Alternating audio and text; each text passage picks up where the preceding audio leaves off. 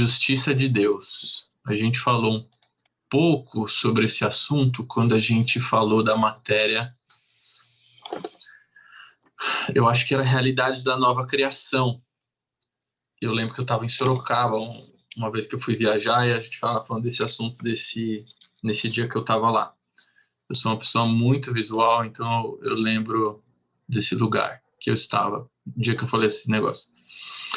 Mas a gente vai se aprofundar um pouco mais nesse assunto agora, nessa matéria. A gente vai falar unicamente sobre o que é justiça de Deus, o que é ser justiça de Deus, quais as implicações que ser uma nova criatura traz para a nossa vida. Então, eu vou distribuir algumas leituras aqui. Você pode ler aí, Gislene, ou você está sem Bíblia? Pode? Pega um texto, te passar um texto aí, se lê? Gislene. Você que fechou, não fui eu dessa vez. Eu fechei. Eu vou pegar minha Bíblia, tá? Tá bom. Ô, Gu, Nádia, eu não consigo, tá? Tá bom. Eu Tudo tô bem. sem. Eu, a Nádia e a Gislene aqui, a gente toca. Tá. Nádia, Romanos 5. Eu posso ler também, Gu. Ah, ótimo. Então você vai ler para nós Hebreus 4, verso 16. Eu vou ler qual, Gu? Você vai ler 2 Coríntios, capítulo 5, verso 21. 2 Coríntios.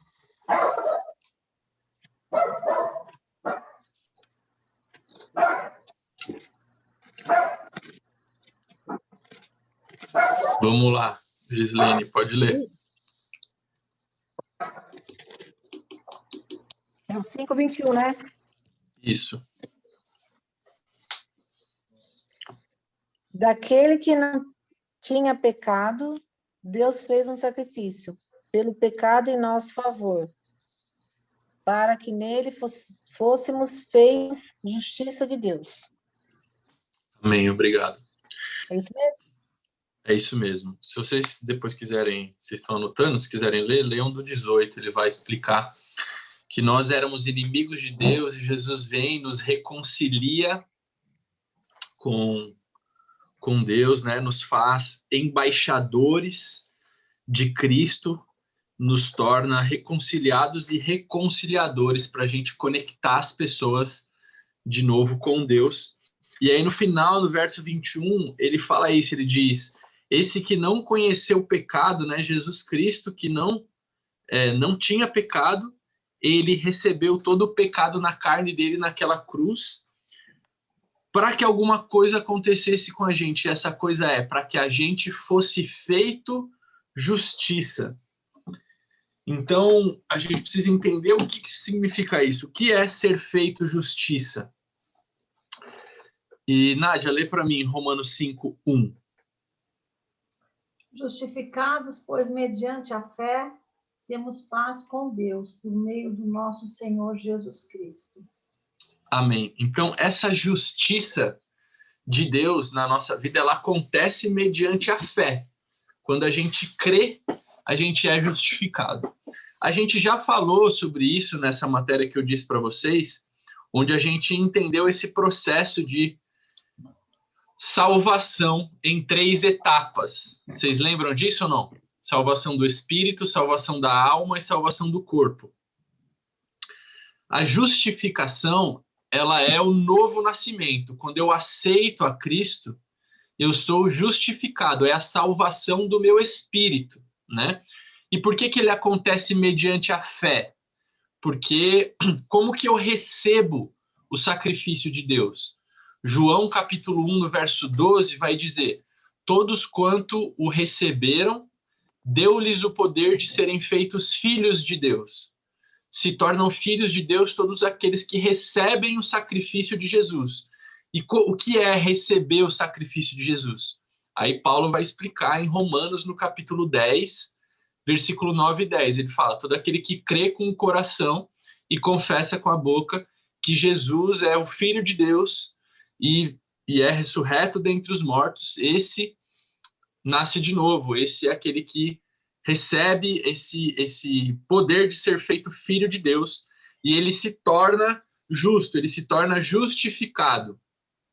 Então, um resumo lá do que a gente já falou: quando a gente aceita Cristo, a gente se torna justo, a gente tem a salvação do Espírito. Imediatamente, como num passe de mágica, quando eu abro o meu coração e aceito a Cristo, algo acontece, e nem sempre é sentido, porque sentir é da alma, né? Quando eu aceito a Cristo, meu espírito é recriado, como num passe de mágica. Não preciso sentir. Posso sentir? Posso. Algumas vezes é emocional? É. Mas não necessariamente eu preciso sentir, porque isso acontece no espírito. Mas Paulo vai falar sobre desenvolver a salvação depois. E o que é desenvolver a salvação, se não santificar o nosso corpo, se não renovar a nossa mente, como diz Romanos 12, verso 2, a cada dia conhecer um pouco mais da palavra e ir se tornando como Cristo, né? 2 Coríntios capítulo 3 também vai falar que a gente contempla a Deus e a gente vai se tornando parecido com Ele à medida que a gente contempla. Quando a gente gasta tempo com Deus, com a palavra, com o Espírito Santo, a gente vai se santificando, a gente vai se parecendo mais com Cristo. Lembrando que isso não é um processo braçal, não é um processo, vou fazer força para não pecar. Se o Espírito Santo não te ajudar, se o Espírito Santo não tiver nisso, você não vai conseguir, porque senão você vai voltar para a lei, um monte de regras e as pessoas tentando seguir regras. Não é apenas sobre disciplinas espirituais, não é apenas sobre fazer jejum, não é apenas sobre acordar de manhã para orar, não é apenas sobre ler a Bíblia todos os dias, mas é sobre deixar o Espírito Santo ter o controle da sua vida. É o dia que o Espírito Santo te acordar de madrugada, você orar, sim. É sobre o Espírito Santo mandar você atravessar a rua, você atravessar. É sobre o Espírito Santo mandar você dar tudo que você tem na sua carteira para uma pessoa que você acha que não precisa. É sobre seguir as instruções do Espírito Santo.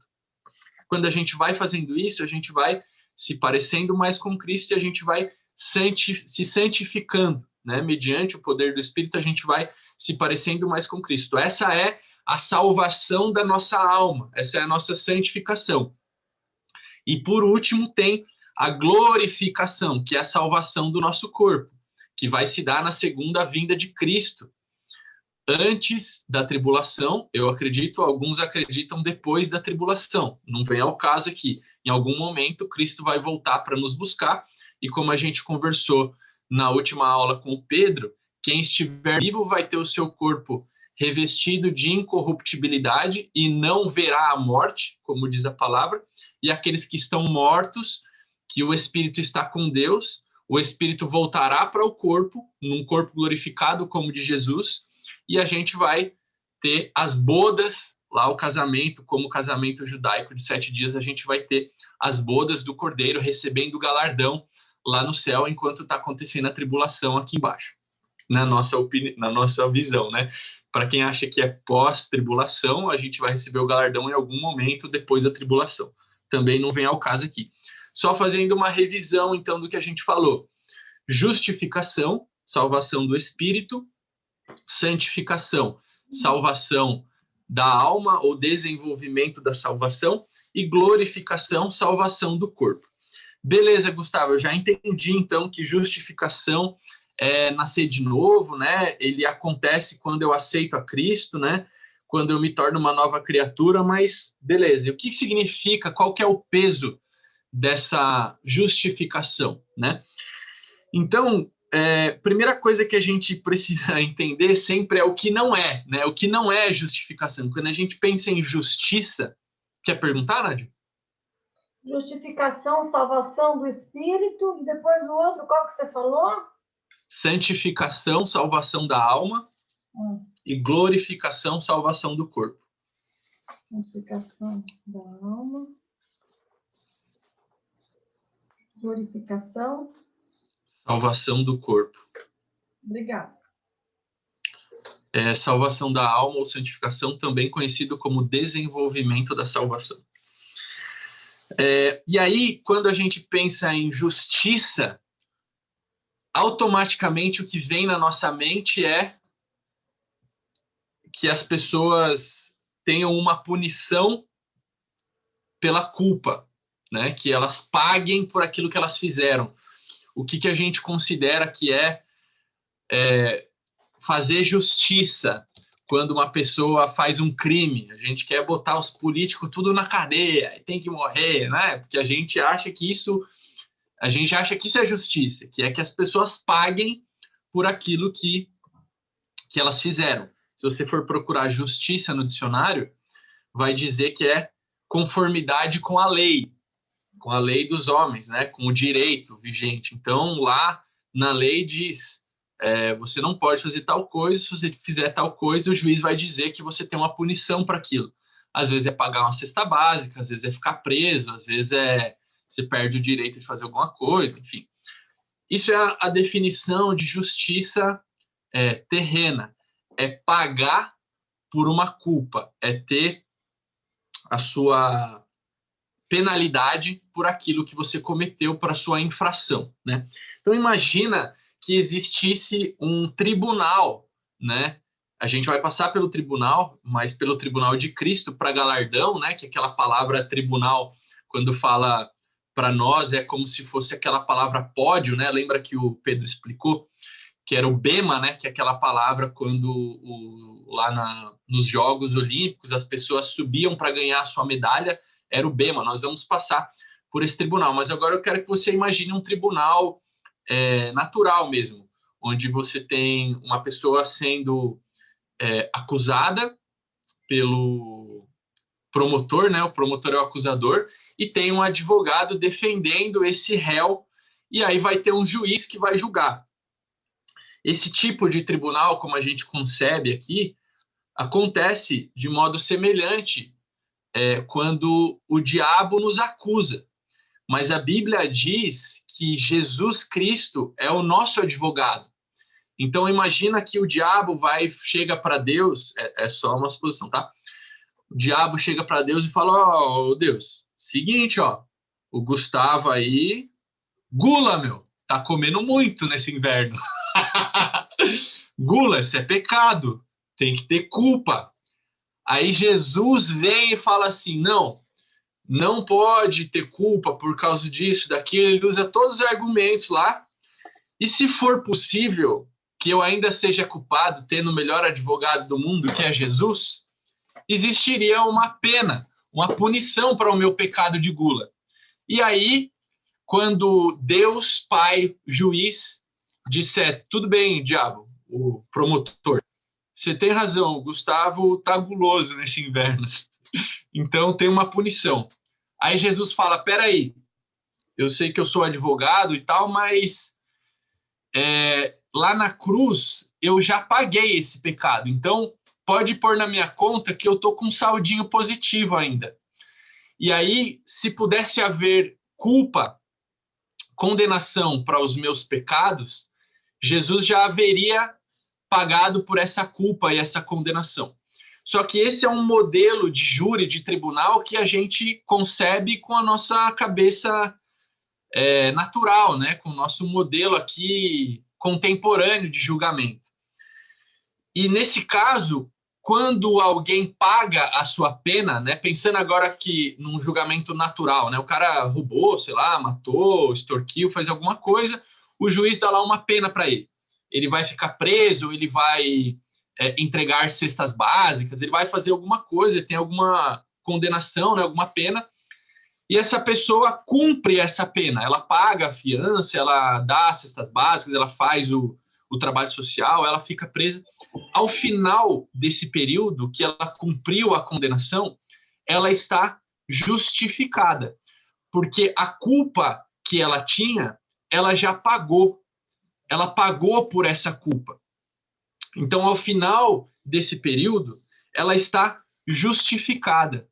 Então, se Jesus pagou pelo meu e o seu pecado, mesmo sendo nosso advogado, se for possível ele perder uma causa, porque Jesus como advogado, talvez ele não perca uma causa, né? Mas se fosse possível que ele perdesse uma causa, esse pecado já está pago. Agora, esse não é bem o significado de justificação. Por quê? Porque quando a gente pensa na justificação como o pagamento, a compensação por uma culpa, e Jesus já pagou por essa culpa, então a gente está imaginando que existe um pecado, existe uma condenação, e Jesus ou nós, no caso natural, pagamos por essa culpa, por esse problema, esse crime, enfim. Só que o que acontece? Quando uma pessoa paga os seus pecados ou paga a sua culpa, ela ainda fica estigmatizada, ela ainda leva um fardo dessa culpa. Muitas vezes ela não consegue emprego, muitas vezes as pessoas olham para ela de forma diferente, muitas vezes não é a mesma coisa. Uma pessoa, após pagar a sua culpa, ela não é a mesma pessoa. Não é como se ela tivesse apagado o seu pecado. Ela não apagou o pecado, ela só pagou, não apagou. E quando a gente fala de justificação do modelo bíblico, aquilo que Jesus fez por nós, a Bíblia diz que ele sumiu com nossos pecados. A palavra em inglês para isso é vanish. Não tem aquele negócio de sabão em pó, vanish, que tira manchas. É porque vanish em inglês significa sumir, desaparecer. Quando a pessoa desaparece, a palavra em inglês é vanish. Deus vanish com os nossos pecados. Ele sumiu, jogou no mar do esquecimento, onde é proibido pescar. Então, é possível, sim, para Deus esquecer o pecado. Então, quando você fala, ai, Deus, aquele pecado, você está lembrando a Deus de uma coisa que ele esqueceu, porque a Bíblia diz que ele se esquece. Então, quando Deus nos faz justo, ele não só pagou os nossos pecados, mas ele simplesmente apagou os nossos pecados. É como se o pecado nunca tivesse existido. É como se você, após ser condenado, julgado, ser condenado, após o julgamento de ser condenado, Jesus não só pagasse pelos seus pecados, não só falasse, ó, tá aqui na minha conta, mas imediatamente ele fala assim, já nem sei mais do que você está falando, nem sei mais o que você está fazendo aqui nesse tribunal. Por que você está aqui mesmo? Porque simplesmente os pecados somem. Essa é a posição que Deus conquista para nós, quando ele nos justifica. Ele não apenas paga, mas ele apaga, como se nunca tivesse existido. Então, se você quiser anotar aí a definição de sermos justiça de Deus, é a capacidade de estar diante de Deus sem culpa, sem medo, sem complexo de inferioridade. Estou falando muito rápido, você está anotando, Nádia? É a capacidade de estar diante de Deus sem medo, sem culpa, sem complexo de inferioridade, sem condenação, como se o pecado nunca, jamais tivesse existido. Isso é o que Jesus faz por nós quando ele nos justifica. É por isso que a gente é chamado de nova criatura ou nova criação. Ele nos restaura a posição inicial, como se o pecado nunca tivesse existido. Você está com Hebreus 4,16, né? Tô. Pode Lê para ler? nós. Pode. Por isso, tenhamos confiança e cheguemos perto do trono divino, onde está a graça de Deus. Ali receberemos misericórdia e encontraremos graça sempre que precisamos de ajuda. Como é que é o começo? Lê de novo o começo? Por isso, tenhamos confiança e cheguemos perto do trono divino, onde Ok. está a graça de Deus. É isso. Confiança para entrar na presença de Deus. Outra versão diz: entremos confiadamente, com confiança na presença de Deus. Uma pessoa que deve, ele não chega diante do juiz com confiança. Uma pessoa que deve, teme, né? A gente não fala isso aí, quem não deve, não teme. Quando Cristo vanish os nossos pecados, quando ele apagou simplesmente, jogou no mar do esquecimento, ele nos permite entrar na presença dele com confiança, sem culpa, sem medo, sem nenhum tipo de complexo de inferioridade ou sentimento de condenação. Então, vamos ver o que acontece, para a gente entender o que é voltar à posição inicial. Vamos pensar no contraste, no que aconteceu com Adão exatamente após ele pecar. E aí a gente entende o que é voltar para a posição inicial. Eu não vou ler aqui os textos de Gênesis, mas isso está no capítulo 2 e 3 de Gênesis, né? Então, quando Adão peca, ele se esconde de Deus. Ele tem medo de estar na presença de Deus.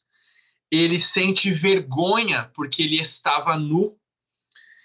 Ele tem um senso de culpa. Ele se esconde porque ele tem um senso de culpa. Ele tem uma consciência de pecado.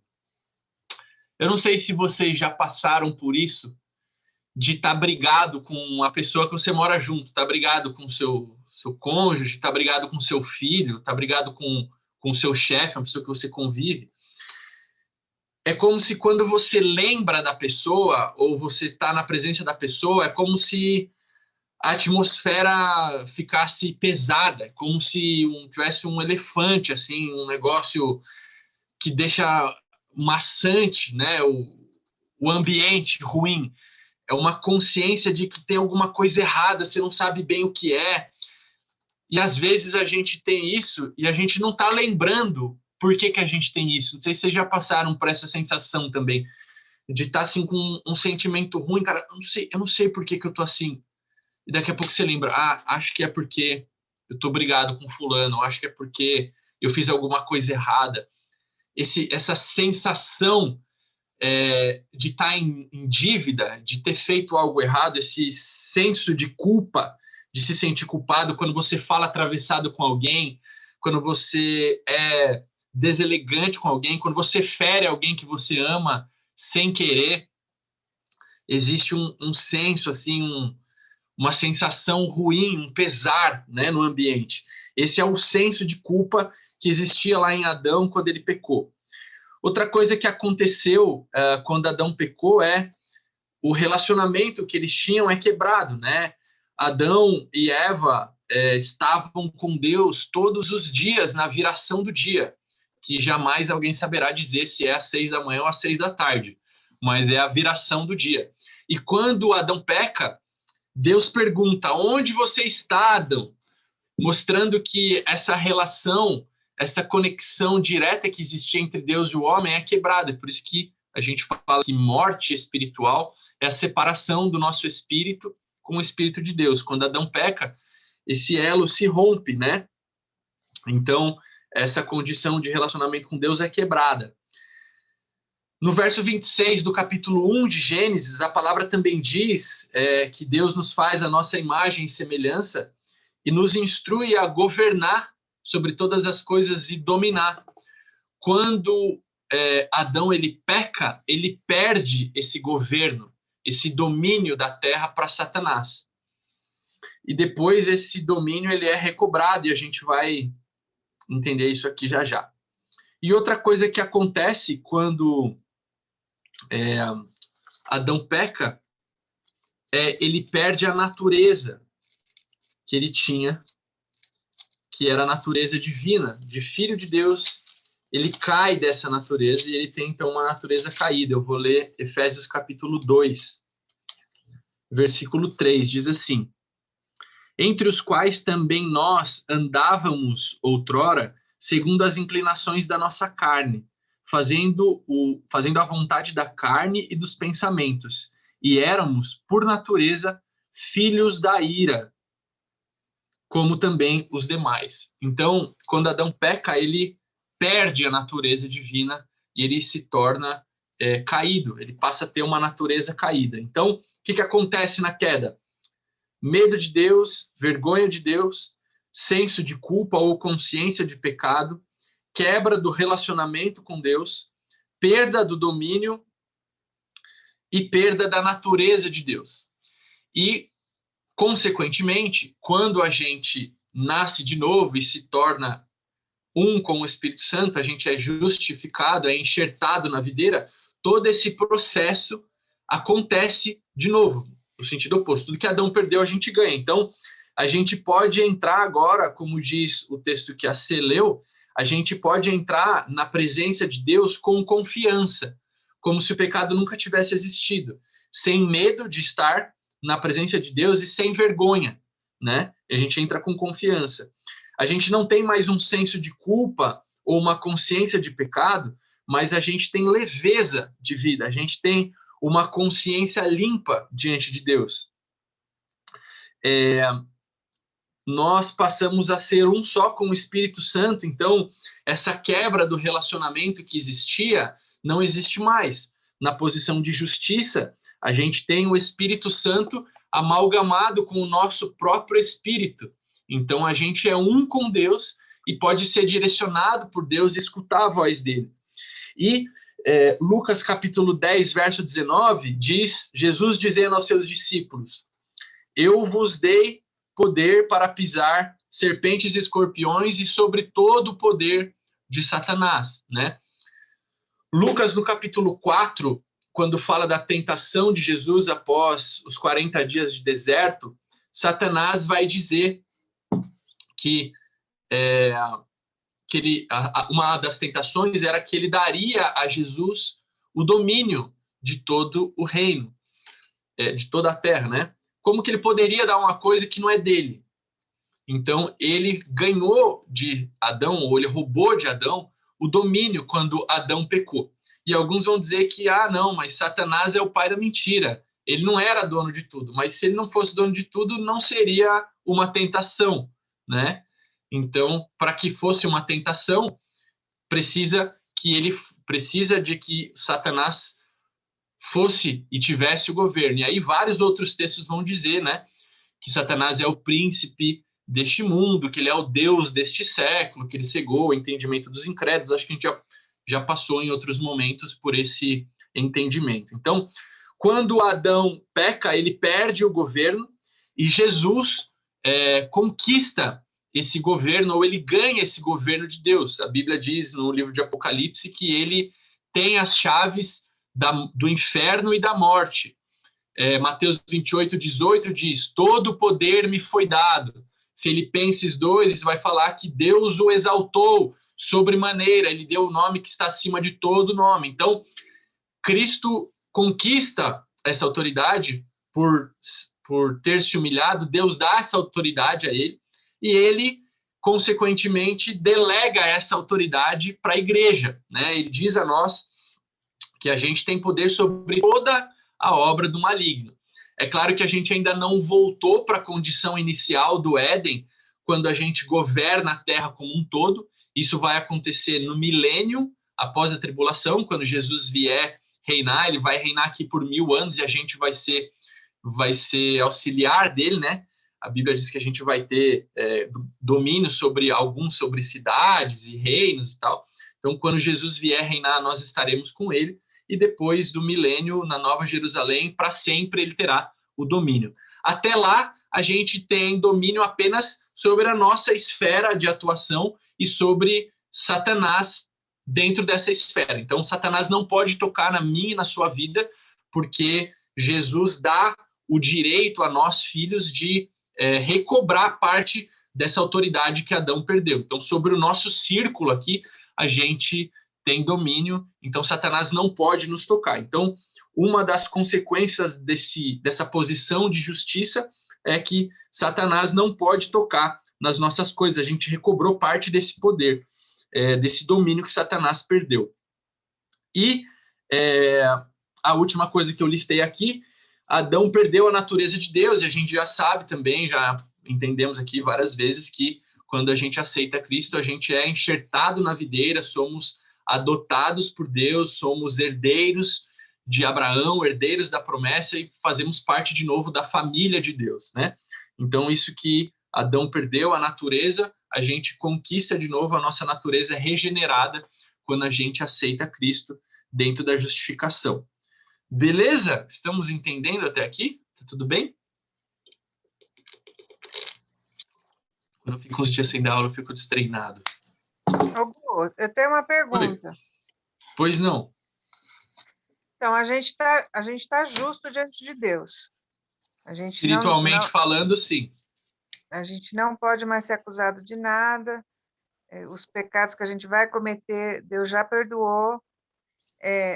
Mas quando Paulo fala lá, aonde abundou o pecado, superabundou a graça, né? E daí ele mesmo faz a pergunta, então a gente vai continuar pecando para que a graça abunde em nós? Claro que não, a gente não vai pecar. Mas tem pessoas também que pecam, assim, sabem que é pecado e fazem, e aí essa justiça como é que fica? Paulo mesmo vai dizer para a gente não usar da liberdade para se tornar libertinagem, né? O que acontece é que mesmo, a gente já discutiu isso outras vezes aqui, né? Mesmo não perdendo a salvação por viver uma vida ilícita diante de Deus, né? Por fazer coisas que não agradam o coração de Deus, a gente perde por não desfrutar daquilo que a gente desfrutaria, porque todos os nossos pecados, todas as nossas ações têm consequências, né? Consequências naturais, se eu ferir a lei, eu vou ser preso, eu vou ter que pagar uma indenização, e consequências espirituais, porque eu estou perdendo o galardão, estou deixando de construir, né? Então, o próprio Paulo, ele vai combater as doutrinas judaizantes, né? Que é a gente que queria mesclar as doutrinas cristãs da igreja com as doutrinas judaicas, dizendo, você ainda tem que circuncidar, você ainda tem que guardar o sábado, você ainda tem que fazer um monte dessas coisas, e Paulo fala, não, cara, acabou, não precisa de nada disso, é Cristo em vós, a esperança da glória, e acabou, mas não usem dessa liberdade para a libertinagem, né? Onde você pecar, meu amigo, tanto de pecado que você tiver, tem um volume maior ainda de graça, né? Você pode pecar à vontade, que tem mais graça ainda, mas não é por isso que a gente vai continuar pecando, ele mesmo diz, né? Então, assim, a consequência do pecado existe, tanto natural quanto espiritualmente, mas isso não nos tira da posição de justiça que Deus conquistou para nós. E eu já falei também mais de uma vez que isso não é consenso dentro da teologia, mas que a minha opinião é que essa salvação pode ser perdida, né? Tem gente que acredita que essa salvação não se perde, uma vez salvo, salvo para sempre. Tem gente que acredita que perder a salvação é fácil, como quem vai na esquina comprar pão. E eu estou no meio termo, nem ao céu nem à terra, né? Os textos de Hebreus capítulo 6 e Hebreus capítulo 10, para mim, deixam claro que é possível perder a salvação, que existe uma medida em que você estoura a misericórdia do Senhor, que se renova a cada manhã, mas se renovar a cada manhã não quer dizer que ela é infinita, 70 vezes 7 não é infinito, né?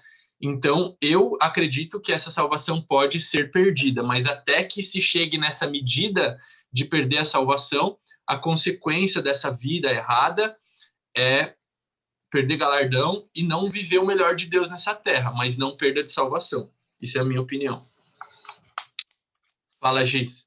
Gu, então o que diferencia nós da pessoa que não aceitou Cristo, que é pecador, é só que a gente aceitou Cristo como nosso Salvador. Porque se a gente continua pecando e a gente não perde a salvação, o que diferencia nós, então, desse povo é que nós reconhecemos Jesus como nosso Salvador. É isso? Vamos lá. Sim, tem a questão da pessoa não ter aceitado, né? Paulo vai dizer que para nascer de novo é preciso crer com o coração e confessar com a boca. E basta, né? Não precisa sentir nada e tal. Só que todo o evangelho, o Novo Testamento, né, de Atos para frente, os apóstolos vão dizer em várias passagens: todos aqueles que praticam tais hábitos não herdarão o reino do céu. O que ele quer dizer com isso? Ele quer dizer que aqueles que fizerem essas determinadas coisas que estão citadas, nasci de novo, fiz essa coisa, perdi a minha salvação, não pode ser isso. porque se for, a salvação é por obra e não por graça. De novo, o que acontece é, essas pessoas que escreveram esses testamentos, elas andaram com Cristo, ou elas viveram, né? Paulo não se encontrou com Cristo, Lucas não se encontrou com Cristo, mas elas estão ali naquele período onde acabou de acontecer. Aquilo mudou completamente a cabeça daquelas pessoas. Então, elas não concebiam, não entrava na cabeça delas que uma pessoa pudesse aceitar Cristo, receber de verdade Jesus no coração e continuar fazendo as mesmas coisas.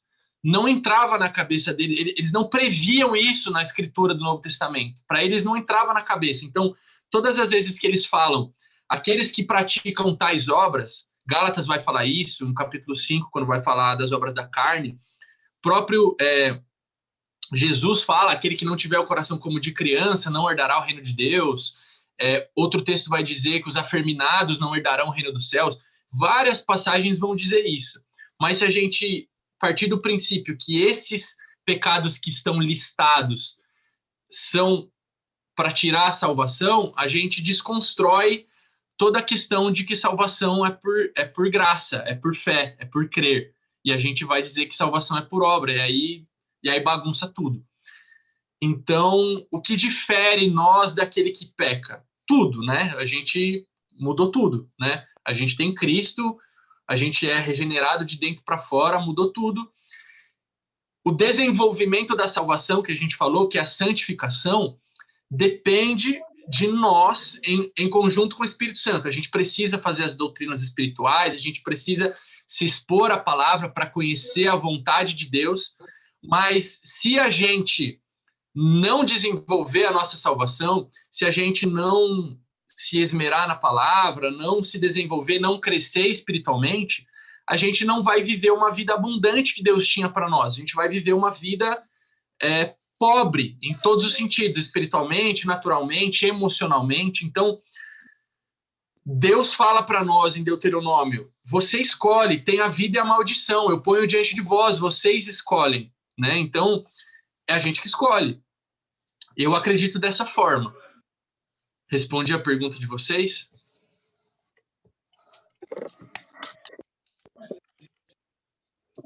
Sim? Mas querem me dar outra pergunta?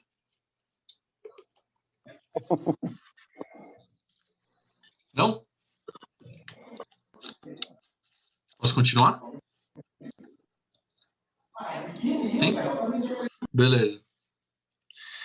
Beleza. Então, o que a gente precisa saber desse texto? Quem está... abre para mim, Giz. Romanos 5... você está com Romanos 5 ainda aberto, Nádia, ou não? Então, abre aí. Romanos 5, Nádia, versículo 17 agora. E Gislene abre Romanos 3, versículo 24.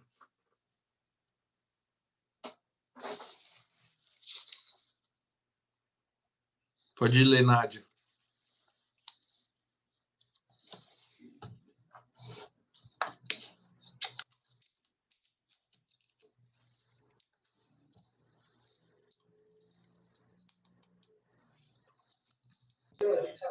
É Romanos 3, 24, Gu? Isso. Sendo justificados gratuitamente pela sua graça, por meio da redenção que há em Cristo Jesus. Então, a gente é justificado gratuitamente. Não há nada que a gente precise fazer, ou sequer que a gente possa fazer, para conquistar essa justiça. Jesus fez isso por nós e nos entregou. O que a gente precisa fazer? Crer. Creu, confessou, acessou a justiça. Romanos 5,17, Nádia. Se pela ofensa de um e por meio de um só reinou a morte, muito mais os que o recebem, a abundância da graça e o dom da justiça reinarão em vida, por meio de um só, a saber, Jesus Cristo. Amém. Então, capítulo 3, se não me engano, verso 23 de Romanos, vai dizer, acho que 3:26, vai dizer, todos pecaram e destituídos estão da glória de Deus. E aí, esse verso 17 do capítulo 5 vai dizer: por meio de um homem entrou o pecado, que é Adão, mas por meio de Cristo todos foram justificados como um dom. O dom, aqueles que receberam o dom da justiça. Essa palavra dom, no inglês, ela é gift. E outra tradução para gift no português é presente. Então, quando alguém te dá um gift, um presente, o que você faz? Você recebe. Não tem nada mais que você faça. Você recebe. Então, essa justiça, essa posição de justiça que Deus nos dá, é um dom, é um presente. Ele nos dá. E o que isso significa para nós? O final do texto vai dizer: aqueles que recebem esse dom da justiça reinam em vida. O que é isso, Gustavo? O que é reinar em vida? João capítulo 10, versículo 10, vai dizer que Deus... Vamos lá, vamos ler lá. Eu sei, você está com a Bíblia aí? João 10, 10, lê para nós.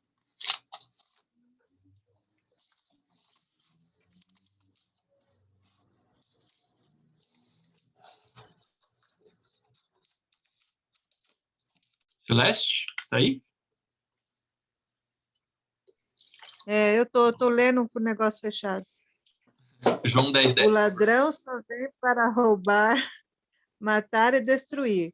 Mas eu vim para que as ovelhas tenham vida, a vida completa. Amém. Jesus vê, o ladrão vem senão para roubar, matar e destruir. Parênteses, não está falando do diabo. Está falando do falso pastor, do mau pastor. Tá? Quem fala que está falando do diabo não entendeu o texto. O ladrão, o pastor mau, vem senão para roubar, matar e destruir. Mas eu vim para dar vida e dar vida em abundância. O que é, então, Gustavo, ter vida em abundância? Eu te pergunto, uma pessoa que aceitou a Cristo e vive o pecado, vive em abundância? Talvez ela tenha até dinheiro, porque ela rouba o dinheiro, ela aufere ganhos ilícitos.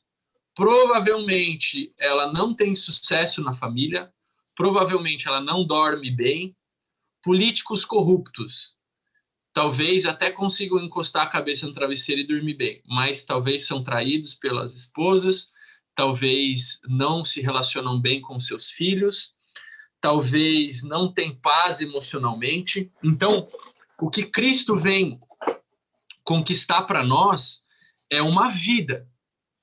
Só que eu e você é quem determinamos se a gente vai viver ela na plenitude ou não.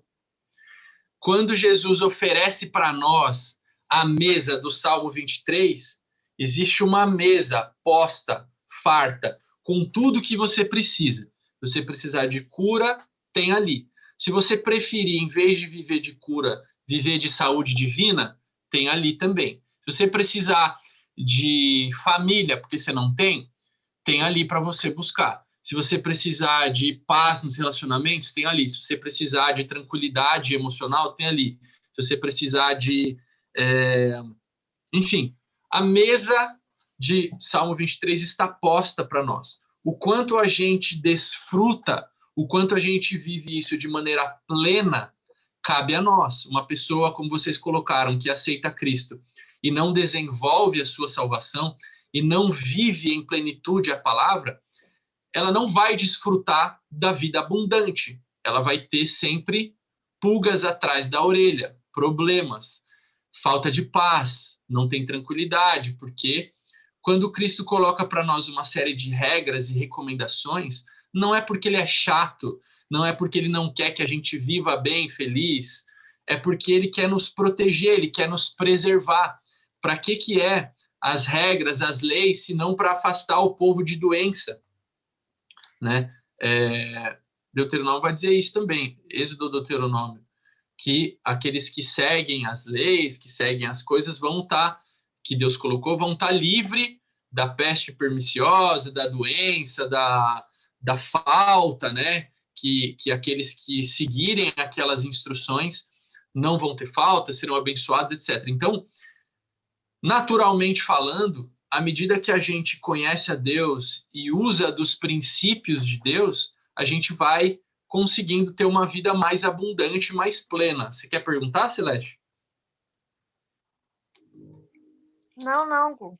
Aí tá, você abriu o áudio, achei que você ia perguntar. Por que a gente pode entender dessa forma, né? Eu falei para vocês que, logo no começo da aula, que justificação é igual à salvação do Espírito. É o primeiro passo dos 3 da salvação.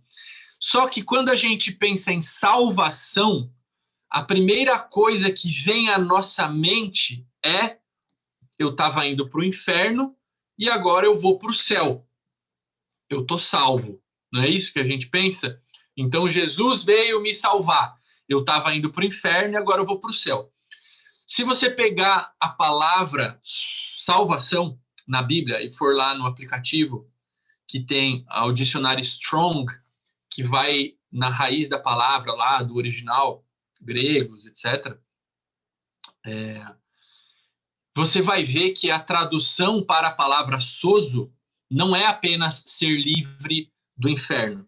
Eu peguei lá agora, antes da aula, no meu aplicativo aqui, e a tradução para a palavra sozo é resgatar do perigo ou da destruição. Preservar do perigo ou da destruição. Não só resgatar, mas preservar. Fazer bem. Curar ou restaurar a saúde. Salvar ou livrar do diabo. Fazer ou tornar santo. Então, salvação não é apenas ser livre da morte, do inferno e do diabo, mas é ter paz, shalom, né? Quando a gente fala também o comprimento antigo que é shalom, é paz, mas não é paz, a paz que a gente fala, a paz, que os crentes pentecostal falam, a paz, irmão. Isso vem do comprimento judeu ou judaico, que é shalom. Só que não é só a paz, é paz no espírito, paz na alma e paz no corpo. O que é paz na alma? É ter as emoções tranquilas, é ter uma mente sã. O que é paz no espírito? O que é paz no corpo? É ter o corpo livre de doenças, andar em saúde divina. Então, o que é ser salvo, gente? O que é ser justificado? É ter paz no espírito, na alma e no corpo. É ter uma vida abundante. É ter relacionamentos saudáveis. É poder desenvolver um trabalho frutífero ou projetos, empreender aquilo que você quiser, que te dê um sustento, que te traga bênçãos financeiras, que você consiga custear a sua família, que você seja espiritualmente saudável, emocionalmente saudável, que você tenha paz. Então, justificação não é apenas ser livre da morte, não é eu estava indo para o inferno, agora eu me converti, né? Conversão é mudança de caminho. Eu estava indo para o inferno, agora estou indo para o céu. Mas não é só isso. É ser livre da morte, é ir para o céu, sim, mas é ter paz, é ser curado, é ser preservado, é ser livre do diabo, é me tornar santo. Tudo isso vem com a palavra sozo, com a palavra salvação. Tudo isso está incluso na justificação. E o que é, então, reinar em vida? Por que ele fala que aquele que recebe a abundância da graça e o dom da justiça reina em vida? Deus promete para Abraão 3 coisas. Deus promete uma descendência prolífera, monte de descendente, montão de descendente. Deus promete uma terra, que ele sairia da sua terra e de uma parentela para uma terra que ele ia lhe mostrar. E Deus promete que ele seria abençoado e que seu nome seria grande. Ora, Hebreus capítulo 3, verso 29, o autor de Hebreus vai dizer que nós, quando aceitamos a Cristo, está aberto aqui o texto, diz assim: e se vocês são de Cristo, são descendência de Abraão e herdeiros segundo a promessa. Ora, se Abraão tinha a promessa de ser próspero, abençoado e que o seu nome seria grande, e eu sou parte da descendência de Abraão, eu tenho direito à promessa. E mais do que isso, Hebreus capítulo 8, verso 6, vamos ler esse texto aqui. Vou deixar que eu leio. Hebreus 8, 6.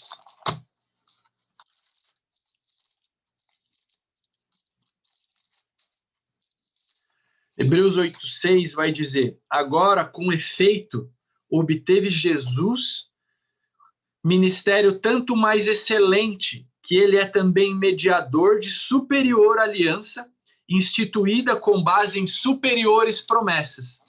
Então, se eu já tinha direito às bênçãos de Abraão, porque me tornei descendente dele quando fui enxertado em Cristo, muito mais do que isso, as promessas da nova aliança são superiores às promessas da antiga aliança. Então, se Abraão tinha direito a ser bem-sucedido e ter o seu nome grande, quanto mais nós, que estamos numa nova aliança, com o melhor mediador, com o sumo sacerdote que é Cristo, e em superiores promessas. Então é isso que eu tinha para dizer hoje. Resumo é: quando a gente aceita Cristo, somos justificados, né? Temos o novo nascimento. Isso é por fé, porque é mediante aceitar a Cristo, somos enxertados na videira, nos fazemos um só com o Espírito Santo, porque cremos em Jesus como nosso único e suficiente Salvador, como Filho de Deus ressurreto dentre os mortos, nos tornamos justos. Essa justiça não é punição, não é juízo, e não é apenas Jesus pagar os nossos pecados, mas é simplesmente vanish nossos pecados como se nunca tivessem existido. Isso faz com que a gente possa entrar na presença de Deus confiadamente, como diz Hebreus 4:16, com confiança, porque a gente não tem mais medo, e nem vergonha, e nem senso de culpa. O nosso relacionamento com Deus foi estabelecido novamente, foi religado. Nós temos domínio de novo sobre as obras de Satanás. Satanás não tem mais poder sobre a nossa vida. Nós fomos enxertados na videira, então temos de novo a natureza de Deus. E isso é dom, é graça. Eu não preciso fazer nada por isso, porque foi um presente que Deus me deu. E não é apenas ser salvo do pecado e ser salvo do inferno, mas é muito mais que isso. É sozo, é shalom para o espírito, alma e corpo. E essa justificação também nos dá direito a essa superior promessa, muito maior do que Abraão tinha. Fez sentido? Dúvidas, tristezas, dissabores. 7h59.